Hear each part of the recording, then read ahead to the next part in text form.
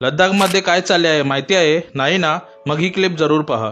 3 idiot चित्रपट ज्या व्यक्तीवर बनला आहे ते सोनम वांगचुक हे 21 दिवसाच्या आमरण उपोषणाला बसले आहेत. सन 2019 मध्ये भारत सरकारने आर्टिकल 370 हटवून JNK आणि लद्दाखला वेगळे करून त्यांना युटीचा दर्जा दिला. सुरुवातीला लोकांना सरकारकडून अपेक्षा होत्या, पण त्या अपेक्षा भंग होत असताना तेथील 30,000हून लोक कडाक्याच्या थंडीत पण रस्त्यावर उतरली होती. त्यात त्यांच्या मागण्या होत्या. त्यांची मागणी आहे लद्दाखला पूर्ण राज्याचा दर्जा देण्यात यावा आणि JNK सारखी एक विधानसभा असावी, कारण ते आपले सरकार बनवू शकतात. आता सध्या लद्दाखच्या लोकसभेची फक्त 1 सीट आहे व राज्यसभेत एकही नाही, म्हणून त्यांना कमीत कमी सेंट्रल लेव्हलला 2 MP असावेत. दुसरं, लद्दाखची 97% लोकसंख्या ही ट्रायबल आहे, म्हणून त्यांना शेड्यूल 6च्या अंतर्गत ट्रायबल स्टेटस द्यावा, जेणेकरून ते आपली लँड आणि कल्चर यांचं संरक्षण करू शकतील.